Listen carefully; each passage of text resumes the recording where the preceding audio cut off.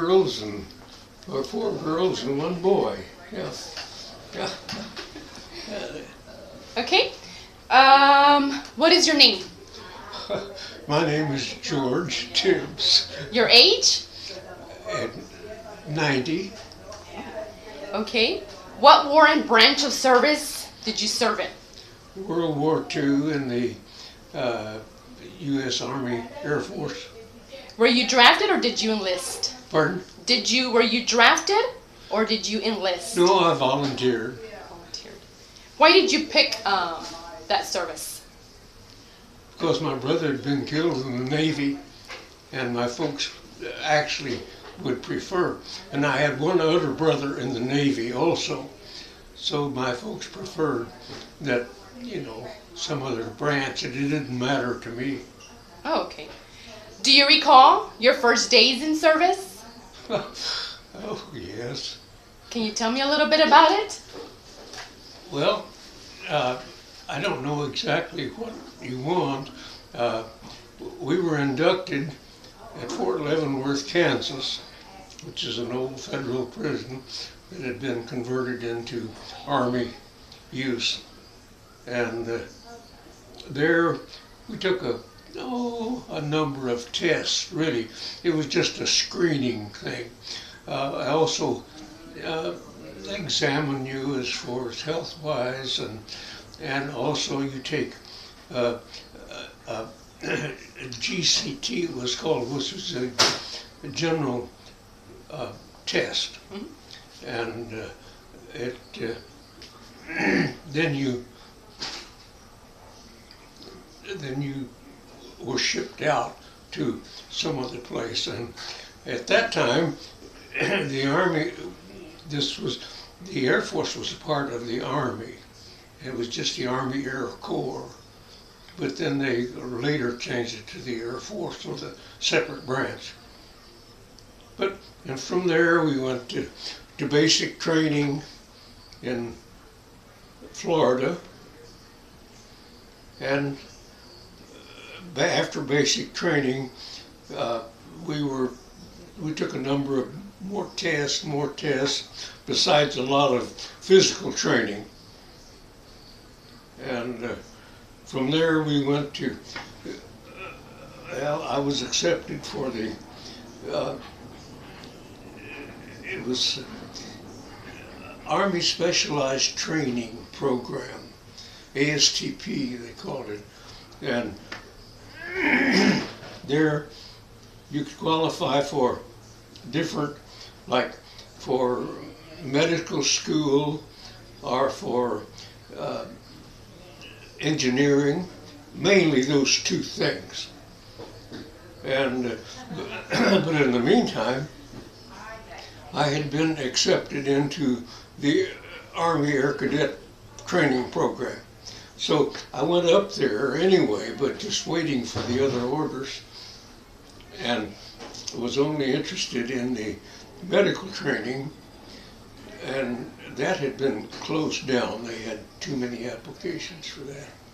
So I preferred, rather than engineering, I preferred the Air Force, or to go back to pilot training. So that's what happened. Oh, okay. Yeah. What type of plane did you fly? Well, in primary training, we flew the old PT-17, which was a Stearman bi-wing airplane that did not fly very fast, and was interesting and fun to fly. I'd never flown in my life before. And then from there we went to a multi-vibrator, we called them, which was a BT-13, and took basic training back at Maxwell Field, Alabama, Gunter Field in Montgomery. And then from there, they separated you into twin engine or single engine pilot training. And so I went to single engine because of my size, and one of the reasons anyway. And I couldn't see myself flying one of those great big buses. So we went to Craig Field in Selma, Alabama for advanced pilot training. And there, at that time, it was getting on up into the stages of war where we had a surplus. And so they, about 50% of my class washed out because they were very strict about graduating more pilots if there was any doubt at all whether or not you could fly good enough for the service.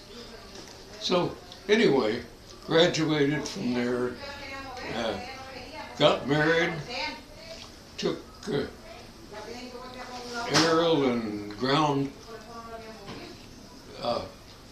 training, and as far as range, and just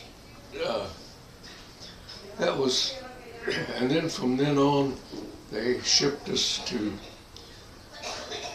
back to, I was in Florida, back in Egland Field in Florida, and then they shipped us to Lincoln, Nebraska, and we sat there because there was no place to go. There's a surplus of pilots all over the country at that time.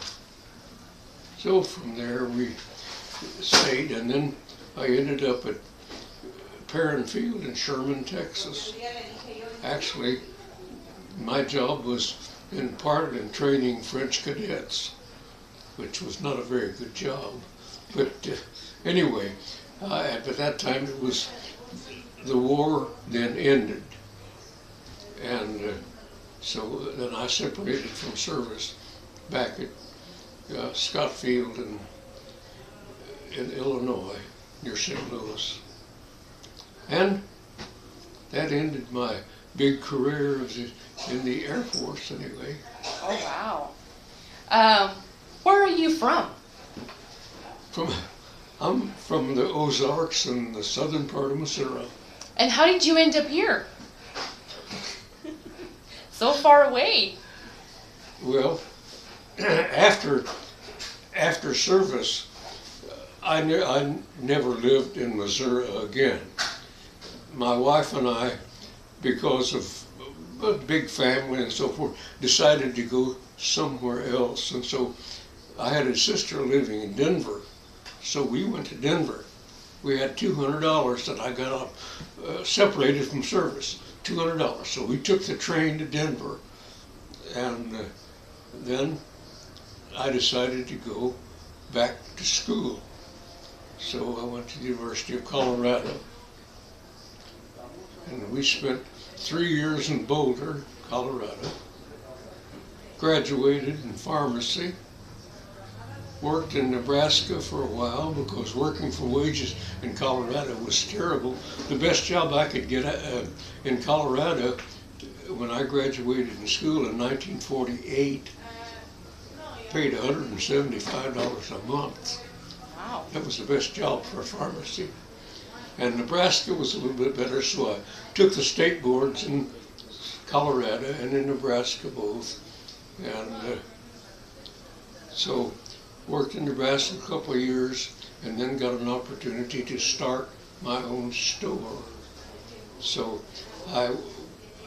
we didn't know anyone. We went to Rapid City, South Dakota, which was a pretty good sized city, but a good medical town because it's pretty well isolated between Minneapolis and Denver. There's not too much other than Sioux Falls of any size town. So the medical facilities were very good. So I started my own store, had it for 34 years, raised 5 kids, and sold out in 1984, worked a couple more years until I was 62. And I'd been working away from home since I was 12 years old. And because I was greedy. Well, we were poor. But by those standards, I guess everyone was poor back in, Right. in 1935. But anyway, sold the store, and then we decided to. I worked for a couple of years. I managed a Safeway pharmacy for a couple of years, and retired. And then we decided that over the years I'd heard that Texas was a nice place to come in wintertime. At that time, several people were coming down here. And over the years, of course, this was kind of a new area, and really, in some ways, kind of a backward area, because they closed the air base down in Harlingen, and people would come and tell me they bought houses in Harlingen and all that good stuff, because it was pretty well, actually, the economy was poor. So when I decided, we bought a travel trailer, and we pulled it to Albuquerque and stayed for a month, and then we crossed country with it and stopped several places, and then the next fall we decided we were coming to Texas. So we came to Texas. We're only going to just come down for the winter, and we did for 2 winters, came down, and then decided we liked it well enough here that we bought a home, and we've lived here ever since. Oh, wow. Yeah. So we've lived here for about 23 years. That's good. So anyway, got to know quite a few people here. That's good. Yeah. Tell me, what did you like and dislike about the war? Oh, the war is never good. No one ever wins a war. You lose a lot of people, and it was, well, because of the money that was spent and all that good stuff. Borrowed money, a lot of times. The economy got better, but I really don't have any pick at the service. I think it's very good training for any young guy out of high school that's at loose ends and doesn't know what he really wants to do. It's good training, because you spend about 2 or 3 years there, you see a lot of things, you mature, really. And let's face it, boys mature slower than girls do. And so, it's just only natural that you begin to settle down. But I have to say, I enjoyed the service. I didn't. How old were you when you enlisted? I was 18. What year? 1943. Yeah. Almost 19. Yeah. 1943. Yeah. Right after, see, the war started in 41. I was a senior in high school, and well, they told us if we would stay in school, they would finish early. So we got out of school early, and a lot of the guys just went right ahead and went into service. But I didn't go in until that fall, or just after the first of the year in 43. Would y'all hear about the war on the radio? Did I hear about it? Oh yeah. We had we didn't even have a radio, and we can, even when Roosevelt was first elected, we went, there was a country store and they had a radio, and all the people gathered over to listen to the election when he was elected. And then when the war started, we didn't hear about it until about Pearl Harbor, until, well, it was Sunday afternoon. Finally, someone came and said, Well, the Japanese had attacked Pearl Harbor. So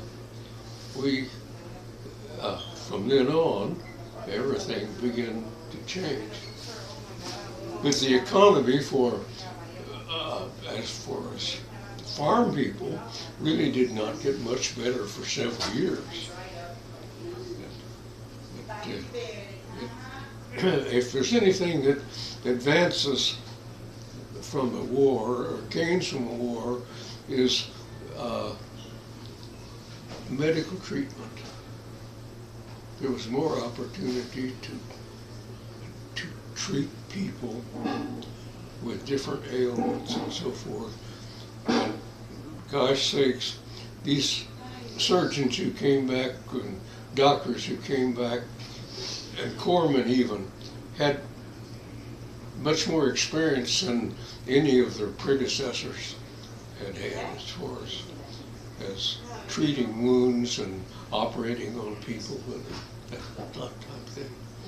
But medicine did advance. And of course, our ability to kill people advanced too, which is not good. Right. But it was a necessity. You have to defend the U.S. because there's always someone that takes a shot at you. True.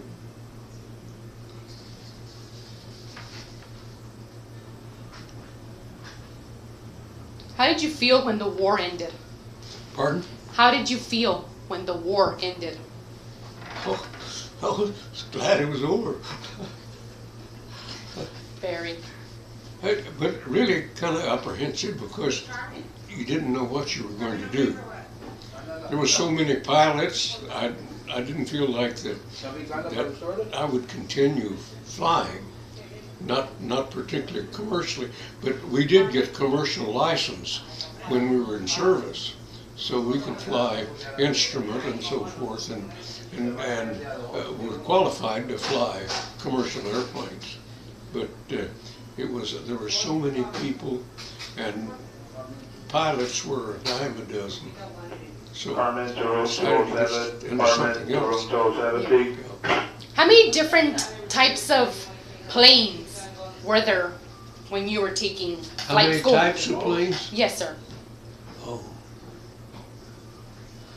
Well, there weren't too many big bombers. The B-17 and the B-24 were the big four-engine jobs. B-25 and B-26 were twin-engine jobs, like Doolittle flew and that type thing. And then all kinds of fighter aircraft. And the Navy had their own fighter planes also. And also little dive bombers and that type thing, smaller aircraft, but many types. And why didn't you choose one of those larger? Why did I choose? Why didn't you choose a larger plane too? Well, they weren't much fun to fly. You just sit there and that's about it. You land and take off, and otherwise there's not much fun. When in smaller planes, you have control. And that's what you liked? No, yeah, sure. So You did can do you? your own aerobatics and so forth. We did a lot of that. I mean, barrel rolls and dives and loops and chandelles and many different things. But that part was fun to do. Yeah. But, that was part of the interesting part about flying. And it was competition between the guys too. And it was always fun to. Formation flying is kind of fun because you have to stay very alert. If you've got about 5 planes all stacked in together, you have to keep your eyes open. You have to be alert. And it's one thing they teach you in the service. You always knew what was behind you and in front of you and below you and above you and the whole bit. You kept looking around all the time like a turkey gobbler. You know? So did your plane have weapons? Pardon? Did your plane have weapons? Have weapons? Oh yeah, we had 50 caliber machine guns. Oh. That was all. Not bombers. We didn't have any bombs. No. They had some most of the pursuit planes were not fitted for bombs. They were More machine gun. yeah, right. Did you test it? Pardon? Did you try it out, the machine gun, while you were flying? Oh yeah, sure. Tell me about it. I want to hear. Well, actually, it's just those things were synchronized, so you actually flew the props, you know, but they were set so that they would fire through the props, even, you know. But it was very interesting. Did anybody get hurt while they were out there training? At the same time you were training? Yeah, we lost some pilots, sure. How? Crashes. Really? Oh, sure, sure. Yeah. About how many that you remember? Oh, I don't know. Surprisingly, not a lot, but I think at least we would have 1 or 2 crashes about every base where I was. Yeah. How did you feel about that? Were you scared? Yeah. Nervous? So. It would just. Well, we had one guy. We had one big bridge in Selma, Alabama, and it spanned this river, and you could fly under it. But that was taboo. You weren't supposed to do. But we lost a couple guys flying under the bridge that hit the abutment or something. So, Wow. yeah. But you would, you would hear about the accidents and. Oh yeah, sure. But you didn't dwell on it. You know, when you're 20 years old or 21, you don't really dwell on it. You're never going to die, so you don't worry about it. So it happened. Yeah. You would just take precaution. Yeah. Well, if you halfway smart, you try to stay out of the trouble. Right. Would you stay out of trouble, or would you do the same as they would? Oh, we did a lot of stupid things. Yeah. Really? Yeah, we flew too close to the ground. This was big fun. Down in Alabama, we'd have low-level flights because radar came in, and so the Army had to utilize low-level flights to get under the radar, because radar could only the line of sight. So we had several missions that you flew below 50 feet, and boy, when you're right down on the ground, you're moving fast, you know. But it used to be fun you see a guy working out in the field, and you'd buzz him, you know. Oh. And some of these were black guys, and they'd never seen an airplane fly, but laid down on the ground. Oh.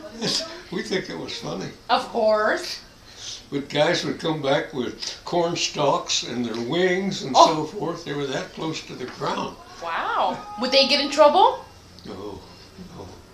Other than one guy got in trouble because he hit the high line to Mobile, Alabama, the electric line, and it just snapped, and it shut off the power to a lot of Mobile, Alabama, and it was a big sized city.